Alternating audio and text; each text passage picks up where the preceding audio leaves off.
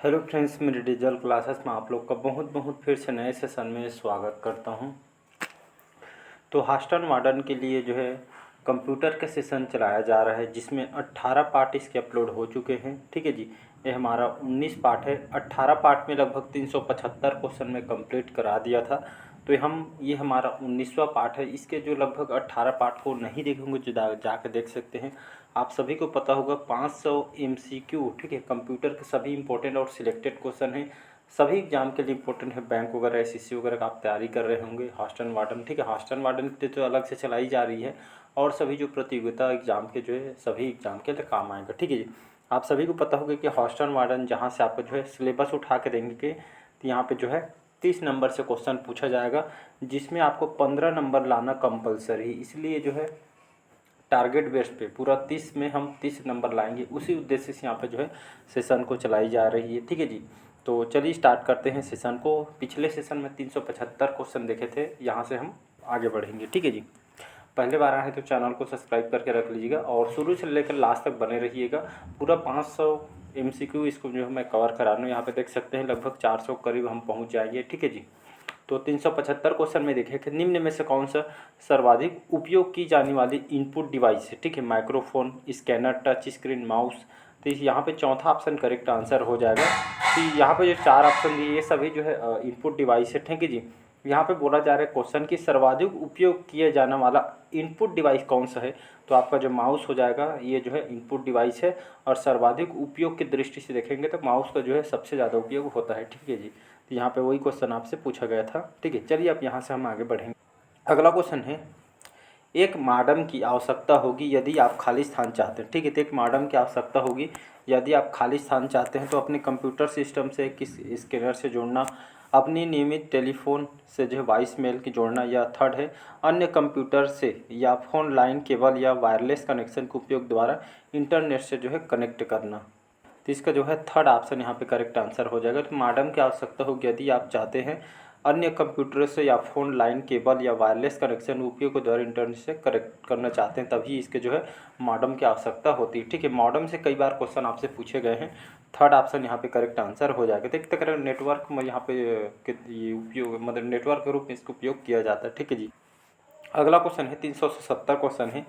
MS Excel में याद रखिएगा, MS एक्सेल एक आपका विंडो आधारित एक वर्ड प्रोसेसर पैकेज है, या विंडो आधारित स्प्रेडशीट पैकेज है, डाटा आधारित स्प्रेडशीट पैकेज है, या विंडो आधारित अकाउंटिंग पैकेज है, या इनमें से कोई नहीं। तो इसका जो है सेकंड ऑप्शन विंडो आधारित स्प्रेडशीट पैकेज। याद रखिए MS एक्सेल क्या है, तो विंडो आधारित स्प्रेडशीट पैकेज है। तो इसका जो है सेकंड ऑप्शन करेक्ट आंसर हो।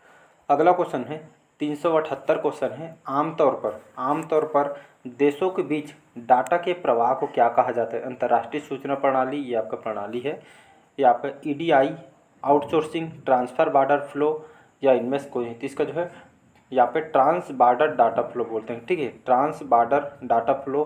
तो आमतौर देशों के बीच डाटा के प्रवाह को क्या कहा जाता है, तो इसको ट्रांस बॉर्डर डाटा फ्लो बोलते हैं। इसका जो है चौथा ऑप्शन यहाँ पे करेक्ट आंसर हो जाए। ठीक है जी, इसका याद रखिए। चलिए अगला क्वेश्चन देखते हैं।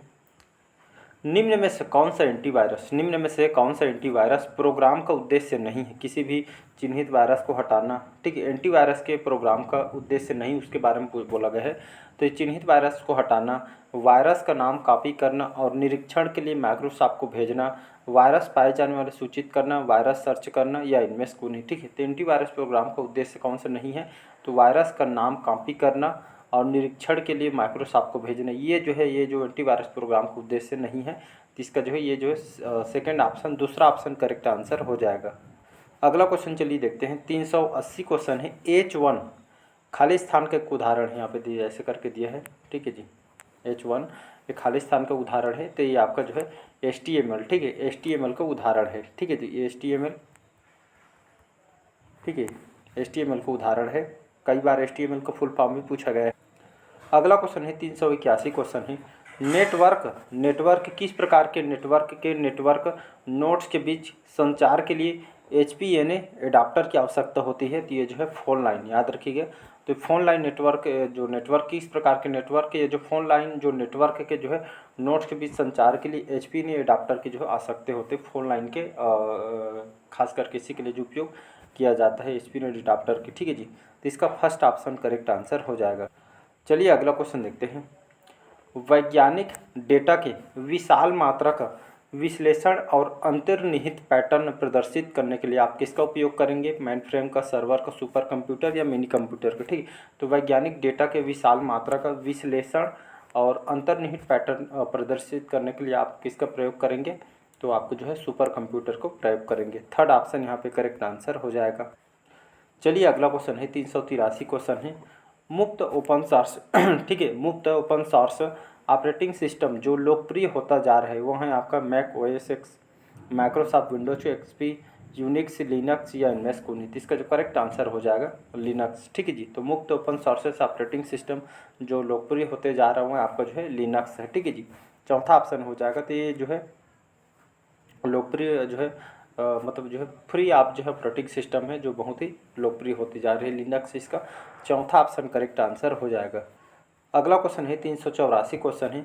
उस सॉफ्टवेयर का वर्णन करने के लिए, उस सॉफ्टवेयर का वर्णन करने के लिए किस शब्द का प्रयोग किया जाता है जो आपके ऑनलाइन कंप्यूटर की गतिविधियों पर नज़र रखता है? स्पूनरवेयर, स्पाईवेयर, ट्रैकरवेयर, ट्रेवलवेयर। तो इसका जो है स्पाईवेयर करेक्ट आंसर हो जाएगा। उस सॉफ्टवेयर का वर्णन करने के लिए किस शब्द का प्रयोग किया जाता है? तो स्पाईवेयर जो आपके ऑनलाइन कंप्यूटर की गतिविधियों पे जो है नज़र रखता है, तो इसको जो है क्या बोलते हैं? स्पाईवेयर बोलते हैं। Second option correct answer.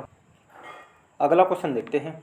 निम्न में से कौन सी एक रैंडम एक्सेस मेमोरी, ठीक है जी, रैंडम एक्सेस मेमोरी प्रबंधन तकनीक है जिससे यह वास्तविक से बड़ी दिखाई देती है? Byte mapping, preemptive multitasking, read only memory, virtual memory या इनमें से कोई नहीं। तो इसका चौथा ऑप्शन हो जाएगा वर्चुअल मेमोरी, ठीक। तो ये एक रैंडम जो है एक्सेस मेमोरी प्रबंधन तकनीक है, यह जो है वास्तविकता से बड़ी दिखाई देती है, इसको जो है वर्चुअल मेमोरी बोलते हैं, ठीक है जी। 386 क्वेश्चन है। सिस्टम सॉफ्टवेयर के दो प्रमुख घटक हैं, कौन कौन से हैं? सिस्टम सॉफ्टवेयर के दो प्रमुख घटक कौन कौन से? एक आपका ऑपरेटिंग सिस्टम, दूसरा आपका सिस्टम उपयोगिताएं। ये जो है ये आपके प्रमुख घटक है सिस्टम सॉफ्टवेयर के, ऑपरेटिंग सिस्टम और सिस्टम उपयोगिताएं, ठीक है जी। चलिए अगला क्वेश्चन है 387 क्वेश्चन है। जब आप एक नया एप्लीकेशन सॉफ्टवेयर इंस्टॉल करते हैं तो उसके बाद आपको क्या करना आवश्यक हो सकता है? कंप्यूटर का पावर स्विच ऑन करना, ऑनलाइन करना, बोल्ड कोल्ड बूट करना, प्रेस शिफ्ट पर सेल्टी पर ले या जो वार्म बूट करना। तो इसका चौथा ऑप्शन हो जाएगा वार्म बूट करना, ठीक है। तो जब आप नया एप्लीकेशन सॉफ्टवेयर इंस्टॉल करते हैं तो उसके बाद आपको क्या करना आवश्यक हो सकता है? तो वार्म बूट करना इसके लिए जो है बहुत आवश्यक हो जाता है, ठीक है जी। चौथा ऑप्शन करेक्ट आंसर हो। चलिए अगला क्वेश्चन है पावर ऑन सेल्फ टेस्ट, ठीक है जी। पावर ऑन सेल्फ टेस्ट ये क्या चीज़ है? तो वेरीफाई करता है कि कंप्यूटर हार्डवेयर ठीक से काम कर रहा है या नहीं, ठीक है। तो पावर ऑन सेल्फ टेस्ट क्या चीज़ है? तो वेरीफाई करता है कि कंप्यूटर हार्डवेयर ठीक से काम कर रहा है या नहीं, ये जो है आपका वेरीफाई करता है, ठीक है जी। तो इसका जो है सेकंड ऑप्शन करेक्ट आंसर हो जाए। चलिए अगला क्वेश्चन है 389 क्वेश्चन है। इनपुट प्रोसेसिंग आउटपुट स्टोरेज को सामूहिक रूप से क्या कहा जाता है? तो इसको जो है इंफॉर्मेशन प्रोसेसिंग साइकिल बोलते हैं, ठीक है। तो इनपुट प्रोसेसिंग आउटपुट और स्टोरेज को सामूहिक रूप से क्या कहा जाता है? इसको इंफॉर्मेशन प्रोसेसिंग साइकिल बोलते हैं, ठीक है जी। इसको याद रखिएगा। इसका सेकेंड ऑप्शन करेक्ट आंसर हो जाएगा। अगला क्वेश्चन है 390 क्वेश्चन है। आज कंप्लीट 4 से हो जाएगा, ठीक है जी। निम्न में से कौन सा मदरबोर्ड का हिस्सा नहीं है? System clock, connector, CPU, chipset या इनमें से कोई नहीं। तो इसका जो करेक्ट आंसर हो जाएगा कनेक्टर, याद रखिएगा। तो ये जो मदरबोर्ड के हिस्सा नहीं है। बाकी सिस्टम क्लॉक, सीपीयू, चिपसेट ये सभी जो है मदरबोर्ड के हिस्सा है, बाकी जो है कनेक्टर ये जो है मदरबोर्ड का हिस्सा नहीं है। चलिए अगला क्वेश्चन देखते हैं 391 क्वेश्चन है। हवा या अंतरिक्ष के माध्यम से, ठीक है, हवा या अंतरिक्ष के माध्यम से डेटा भेजने वाले वायरलेस माध्यम का एक उदाहरण है fibre optical cable, coaxial cable, twisted pair या माइक्रोवेव या इनमें से कोई नहीं। इसका जो करेक्ट आंसर हो जाएगा माइक्रोवेव, याद रखें माइक्रोवेव या हवा या अंतरिक्ष के माध्यम से डेटा भेजने वाले वायरलेस माध्यम का एक उदाहरण ये आपका माइक्रोवेव है, याद रखिए। चौथा ऑप्शन यहाँ पे करेक्ट आंसर हो जाए। 392 क्वेश्चन है वर्ड में, ठीक है जी। वर्ड में अपने अंतिम एक्शन के प्रभाव को उलटने के लिए, ठीक है, वर्ड में अपने अंतिम एक्शन के प्रभाव को उलटने के लिए खाली स्थान कट कमांड का प्रयोग करें, अंडू कमांड का उपयोग करें, डिलीट की प्रेस करें या रीडू कमांड का उपयोग करें या इनमें से कोई नहीं। इसका जो करेक्ट आंसर हो जाएगा अंडू कमांड को उपयोग करें। ठीक, तो वर्ड में अपने अंतिम एक्शन के प्रभाव को उलटने के लिए जो है ये आपका अंडू कमांड को उपयोग कर सकते हैं। ठीक है जी, इसका सेकंड ऑप्शन यहाँ पे करेक्ट आंसर हो जाए। अगला क्वेश्चन है 393 क्वेश्चन है, वह सूचना जो बाह्य स्रोत से आती है और कंप्यूटर सॉफ्टवेयर में डाली जाती है क्या कहलाती है? आउटपुट, इनपुट, थ्रूपुट, रिपोर्ट या इनमें से कोई नहीं। ठीक है, तो यहाँ पे जो है इनपुट हो जाएगा। ठीक है जी, तो वह सूचना जो बाह्य स्रोत से आती है, ठीक है, बाहरी स्रोत से आती है और कंप्यूटर सॉफ्टवेयर में डाली जाती है, ये जो है इनपुट कहलाती है। ठीक है जी, तो इनपुट आउटपुट याद रखें, इससे मान के चलिए एक से दो क्वेश्चन फिक्स है। इनपुट आउटपुट कौन से इनपुट डिवाइस है, कौन सा आउटपुट डिवाइस है, कई बार बताया हूँ। तो ये ठीक आपको रटा होना चाहिए इनपुट आउटपुट डिवाइस। 394 क्वेश्चन है, वर्कशीट की बेसिक यूनिट, ठीक है, वर्कशीट की बेसिक यूनिट जिसमें आप एक्सेल में डाटा एंटर करते हैं कहलाती है टैब, बॉक्स, सोर्स, सेल या इनमें से कोई नहीं। तो इसका जो करेक्ट आंसर हो जाएगा सेल कहलाती है। ठीक, तो वर्कशीट की बेसिक यूनिट जिसमें आप एक्सेल में डाटा एंटर करते हैं तो ये क्या कहलाती है? तो ये जो है सेल कहलाती है। चौथा ऑप्शन यहाँ पे करेक्ट आंसर हो जाएगा। ठीक है, याद रखिएगा। अगला क्वेश्चन देखते हैं 395 क्वेश्चन है, निम्न में से एक के अतिरिक्त, ठीक, निम्न में से एक के अतिरिक्त सभी असली सुरक्षा और गोपनीयता जोखिम के उदाहरण है hackers, virus, spam, identity theft या इनमें से कोई नहीं। तो इसका जो करेक्ट आंसर हो जाएगा स्पैम हो जाएगा। ठीक है, तो इनमें में से एक अतिरिक्त सभी असली सुरक्षा और जो है गोपनीयता जोखिम के उदाहरण कौन सा है? आपका स्पैम कहलाती है। ठीक है जी, ये कई बार जो है आपके जो है ईमेल से भी घुमा के क्वेश्चन आपसे पूछे, जो अनुवांछित जो ईमेल में होते हैं जो, तो स्पैम मैसेज इसको बोलते हैं। ठीक है, ऐसा करके क्वेश्चन आया हुआ है। ठीक है, तो इसका थर्ड ऑप्शन यहाँ पे करेक्ट आंसर हो जाएगा। अगला क्वेश्चन है 396 क्वेश्चन है, निम्न में से कौन सा हार्डवेयर का एक उदाहरण नहीं है उसको बताना है। कई बार क्या होता है ऐसे क्वेश्चन जल्दी जल्दी हम एग्जाम में बैठे रहते हैं, जल्दी जल्दी के चक्कर में क्वेश्चन है और नहीं है को हम ध्यान नहीं देते। जो क्वेश्चन हमसे सही होते हुए क्वेश्चन हम गलत लगा देते, घर में जाके चेक करते हैं तो यहाँ पे समझ आता है कि जो क्वेश्चन आपसे सही होते हुए क्वेश्चन गलत हो गए। आपके बहुत सारे स्टूडेंट के साथ ऐसा होता है। ठीक है जी, तो इसको ध्यान रखिए, एक क्वेश्चन को एक नहीं, दो नहीं, 3 बार पढ़िए लेकिन आंसर सही लगा कर, क्योंकि एक क्वेश्चन आपका 2 नंबर 3 नंबर का रहता है। ठीक है जी, तो कौन सा हार्डवेयर के एक उदाहरण नहीं है?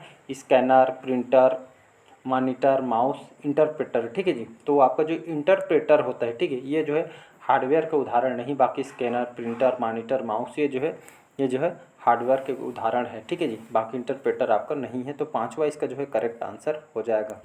397 क्वेश्चन है, एक्सेल में खाली स्थान एक जो है प्री कार्डेड सूत्र है जो जटिल गणना के लिए जो है शॉर्टकट प्रदान करता है, value, data series, function, field या इनमें से कोई नहीं। तो इसका जो है फंक्शन करेक्ट आंसर हो जाएगा। तो एक्सेल में जो फंक्शन एक जो है प्रीकार्डेड सूत्र है जो जटिल गणना के लिए एक जो है शॉर्टकट जो है प्रदान करता है। ठीक है, तो इसका जो है third option function correct answer हो जाए। चलिए 398 क्वेश्चन है, इंटरनेट पर वस्तुओं के व्यापार की प्रक्रिया को खाली स्थान के रूप में जाना जाता है। ई सेलिंग, इन बाइंग, ई व्यापार, ई फाइनेंस, ई सेल्समैनशिप या ई कॉमर्स है। तो याद रखिए पांचवा हो, कई बार क्वेश्चन आया है। तो यहाँ पर जो है ई कामर्स हो जाएगा। ठीक है जी, तो इंटरनेट पर वस्तुओं के व्यापार की प्रक्रिया को ई कामर्स के रूप में जानते हैं, जैसे अमेजान, फ्लिपकार्ट आप सभी जानते हो। तो ये सभी को याद रखिए कि इसका पांचवा करेक्ट आंसर हो जाएगा ई कामर्स। 399 क्वेश्चन है, एक डिवाइस जो तारों को उपयोग के बिना एक नेटवर्क से जो है कनेक्ट करती है खाली स्थान कहा, ये जिसको क्या कहा है? तो इसको जो है फ्री कहलाता है। ठीक है जी, यहाँ पे फ्री आ जाएगा। तो एक डिवाइस जो तारों के उपयोग के बिना एक नेटवर्क में जो है कनेक्ट करती है तो इसको जो है फ्री कहा है। ठीक है जी, इसका सेकंड का करेक्ट आंसर हो जाए। तो चलिए आज कंप्लीट हम 400 क्वेश्चन यहाँ पे कर लिए हैं। ठीक है जी, इसी तरह जो बने रहिएगा, 500 कंप्लीट यहाँ पे क्वेश्चन में कवर कराएंगे। जब तक आपका एग्जाम नहीं होता है तब तक हम कंप्यूटर का जो है यहाँ पे अच्छा क्वेश्चन में लाने की कोशिश करेंगे। ठीक है जी, हमें टारगेट है पूरा 30 में 30 नंबर लाना, हॉस्टन वार्डन में सिलेक्शन लेना है, मतलब लेना है। ठीक है जी, तो 400 क्वेश्चन हमारा, निम्न में से कौन सा सर्किट नियमित अंतराल पर सिग्नल देता है? Circuit board, clock, circuit card, gates या इनमें से कोई नहीं। तो इसका जो करेक्ट आंसर हो जाएगा क्लॉक, याद रखिएगा। तो क्लॉक जो है ये जो एक सर्किट नियमित अंतराल पर जो है सिग्नल देता है। ठीक है जी, इसका जो है सेकंड ऑप्शन जो है करेक्ट आंसर हो जाएगा। ठीक है, तो ये आज हम 400 कंप्लीट कर लिए हैं क्वेश्चन। ठीक है जी, तो जल्द हम जो है 500 क्वेश्चन कवर भी कर लेंगे। ठीक है जी, इसी तरह बने रहिएगा। अच्छा लगे तो चैनल को लाइक शेयर सब्सक्राइब कीजिएगा। जहाँ भी पढ़िए मेरे से पढ़िए, कहीं भी प्लेटफॉर्म में पढ़िएगा, यहाँ पर आपको जो है डेडिकेशन और नियमित रूप से जुड़ के आपको पढ़ेंगे तभी आप जो है कहीं से कंप्लीट पढ़ेंगे। आधा यहाँ से पढ़ लिए, आधा वहाँ से पढ़ लिए, तो ऐसे में आपका ही नुकसान होगा, किसी और का नहीं होगा। ठीक है, तो जहाँ भी प्लेटफॉर्म में पढ़ते हैं आप जो है कंप्लीट वहाँ पे पढ़िएगा। ठीक है जी, तो बाकी आप समझदार हैं। चलिए आज के सेशन में यही तक रखते हैं। लाइक शेयर सब्सक्राइब कीजिएगा।